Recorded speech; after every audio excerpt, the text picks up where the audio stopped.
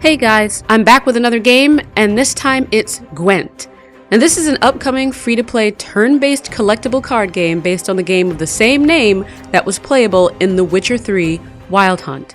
I never had a chance to play any titles in the Witcher series, but the developers made it a point to state that Gwent is a standalone experience. So even if you've never played the Witcher games or read the books, yes, the Witcher games are based on books, you can still enjoy it.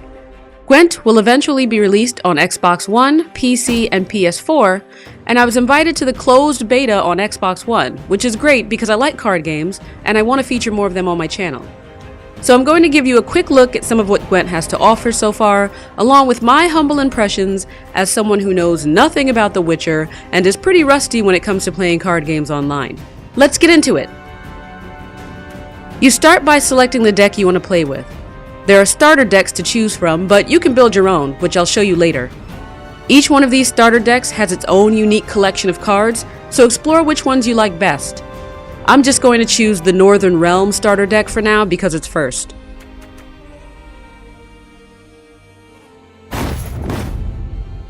You shall die, world. Onward! Attack! Here we are at the table, ready to fight. The match begins with drawing 10 cards from the deck, which is done automatically. Then you get to redraw up to 3 cards. There are different types of cards, which you'll learn more about through playing the game, and the great thing about these card games is that you don't have to memorize what each card is or does, because it tells you. So here are the 10 cards I'm starting with. Note that some of them have a number with a symbol below it. The number is the combat value, and the symbol underneath represents which row the card can be played on. Some cards also have a special status or ability that can be very useful. I'll get into strategy later. For now, I just want to cover the gameplay, so let's get back to the match. I'm going to freeze the screen here to give you an overview. This is the battlefield. It's where you play the cards from your deck. It has 3 rows: melee, ranged, and siege. Cards can only be placed on the row that matches its designation. Thankfully, a lot of the tedious stuff in the game is automated, so when you play a card, you don't have to manually move it to the proper row. It'll go there on its own. These numbers represent the total number of combat points for the cards on that row, starting with 0. The number at the bottom is the total combat points for all 3 rows. If your total combat points are higher than your enemies at the end of the round, you win that round, and you have to win 2 out of 3 rounds to win the match. When you win a round, half of this crown fills in, so it's just a visual cue for where things stand in the match. This is the total number of cards left in your hand. This is your hand. And this is the graveyard where cards that have been destroyed on the battlefield are discarded. And this is what's left of your deck. If you're playing on a small screen like I am, it's pretty hard to see the cards, so it's nice to have this close-up here of whichever card is currently selected. I'm starting with a Witcher card. Witcher cards are great because they're immune to certain attacks, earn extra boosts, and have decent combat points. Geralt has 12 points, so playing it will add 12 points to its row and to my total score. Any last words?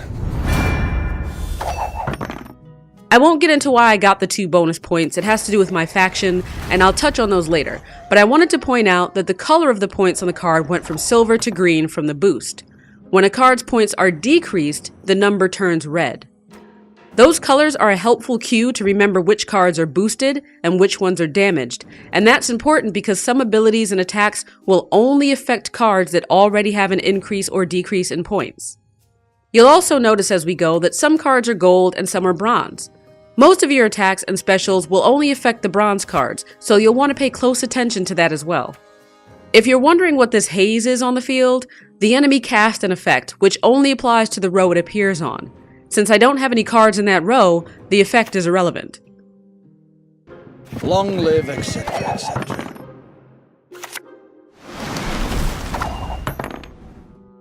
Now the enemy cast Frost, which brought the points for each bronze card on the affected row down to 1.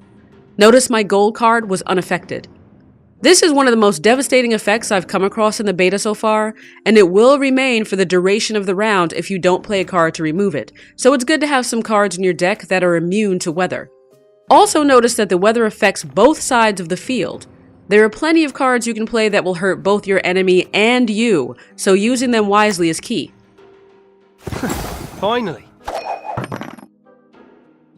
Anything in particular interest you?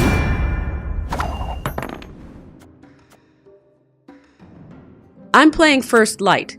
It's a special card, and I can choose how to use it. I can use Clear Skies, which will remove weather from one row on both sides, or Rally, which will play a random bronze card from my deck. Since I want to get rid of the frost, I'm going to choose Clear Skies. Once chosen, I select which row I want to clear. And since the frost is effing up my melee row, I select it and play. The frost is gone, and the points on the affected cards are restored.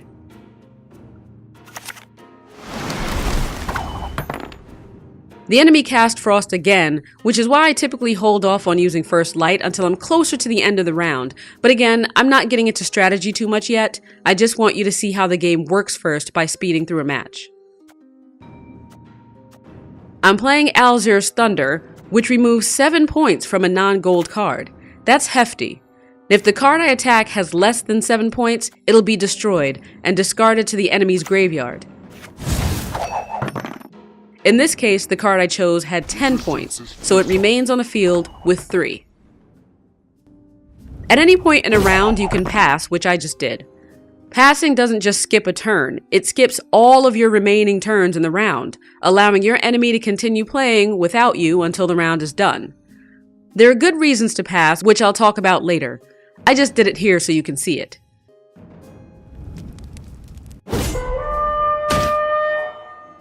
My enemy passed because he already has enough points to beat me without playing any additional cards.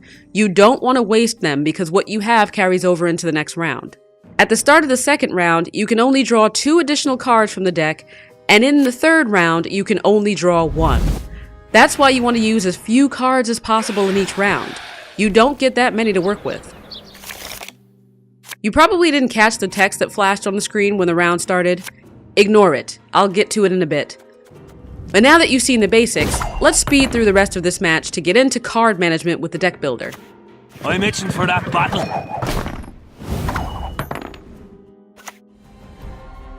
Here, you can edit one of the starter decks or create a new deck from scratch. Let's take a look. When you create a new deck, you choose a faction. Each faction has unique cards and a special perk that applies when you play with that deck. Remember the text that flashed on the screen during my match? The stuff I said you probably didn't catch? It was saying that my enemy's faction perk had been activated. Having that pop up definitely helps you understand what your enemy can do, but not if you can't read it. Hopefully the developers will time it better or maybe just allow it to be manually dismissed so you can read it at your own pace before continuing the match. I'm choosing Nilfgaard. This faction's perk is that after drawing cards at the start of rounds 2 and 3, I get to redraw 1 card in my hand. It's pretty neat. Next, you get to choose a leader for the deck. It's a powerful, limited card that also has its own unique perks. And I'm picking this dude because he's all I've got. His perk reveals 3 random cards in the enemy's hand. Now we're at the deck builder, so let's freeze the screen again for another rundown. This indicates whether or not the deck is valid. You can save your deck to work on later, but you can only play with a valid deck. The deck must have at least 25 cards with a maximum of 40, and the type of cards in the deck are limited here. For example, the deck can only have 6 silver or 4 gold. Here are all of the cards available to be added to your deck. If you want to get a closer look at the cards, you can zoom in and cycle through them that way. You can cycle through them by category like bronze, silver, and gold, or use the advanced filters.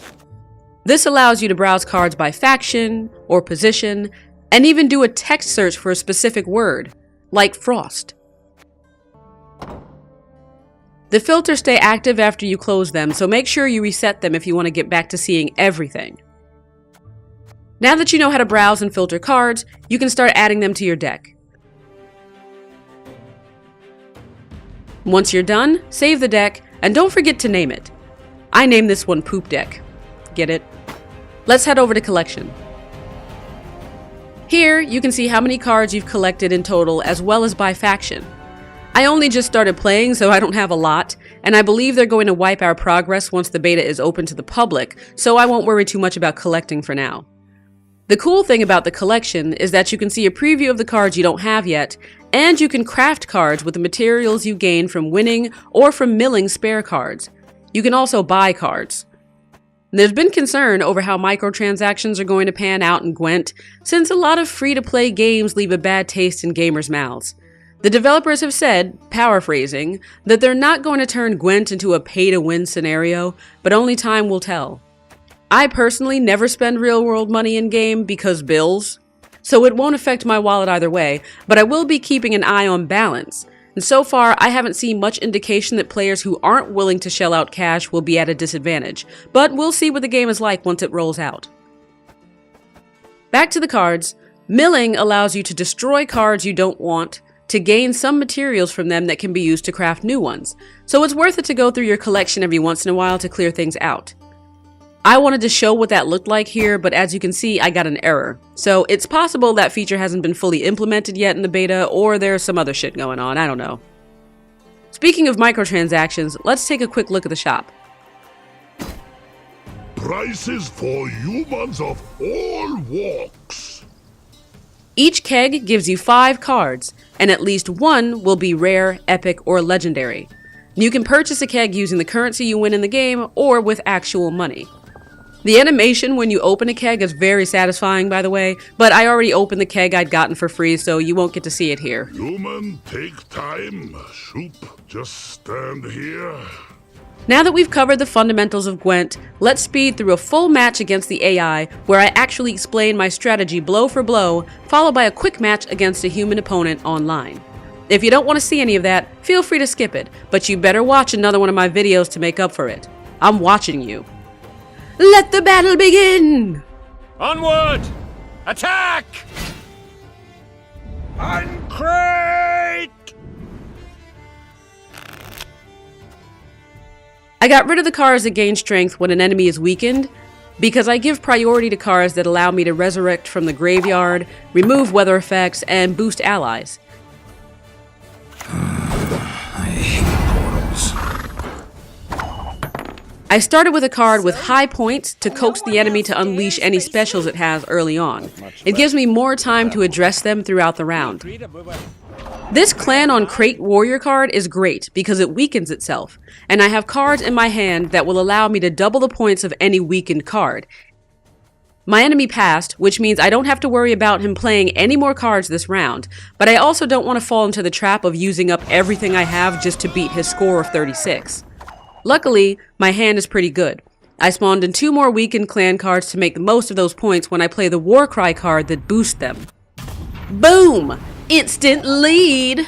And now I can pass. There's no reason to keep playing cards. I've already won the round.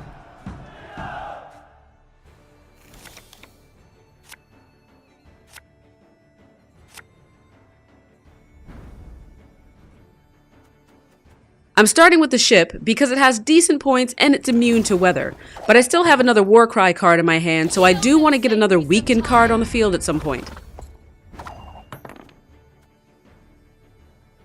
We'll follow you always into the fair.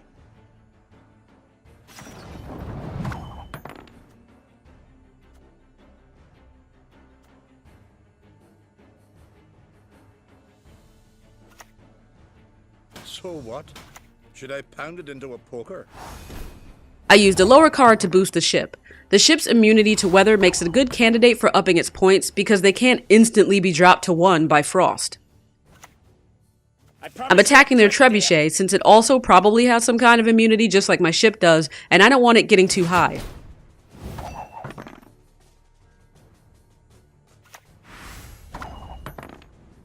I decided to pass here because I don't have a lot of cards left, and our points are too close for me to guarantee I can jump ahead with what I've got. Since I already have 1 round under my belt, I'd rather take a hit to save what's left of my hand for the last round.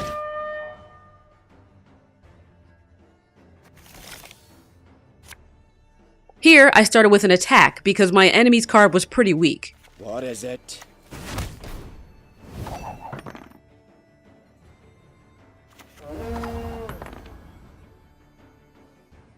I'm playing my priestess cards as soon as possible to resurrect cards from my graveyard. Doing it early on gives me more time to strategize what I've got. I'm going with the ship just to have a card on the field that can't get hit with weather last minute, since I have no idea what cards my enemy has left. Then I'm going with another clan on crate, because he'll weaken himself, allowing me to double his points with my remaining war cry. I want that to be a finishing move though, so I'm playing my Witcher first just to get more points on the board and see if my enemy has any tricks up his sleeve. We'll greet him with fire and iron.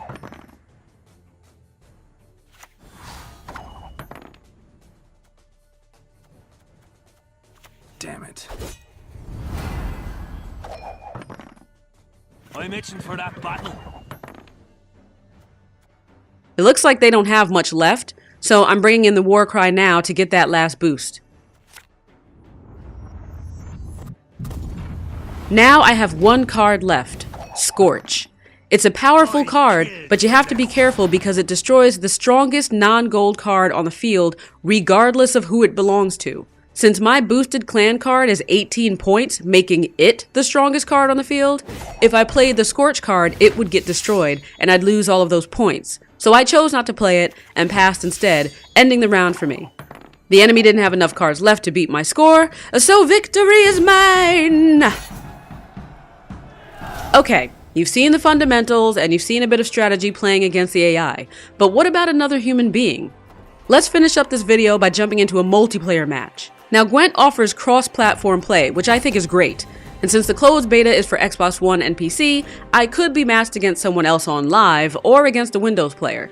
Now, I already talked through some strategies, so I don't want to do that again this time. I just want you to get a feel for the pacing of a game against a real opponent, since the AI is obviously going to play a lot faster and make different decisions. I'll speed through it, but here's a spoiler. I win. Crush those vermin! You've got the heart of an uncrate.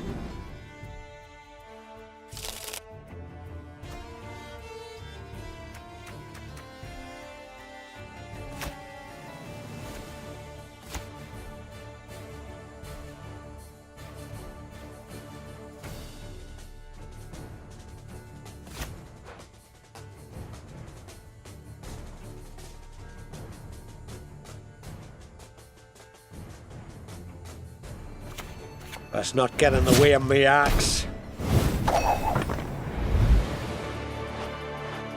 So that was a look at Gwent, the Witcher card game. But there are so many more cards to collect and explore.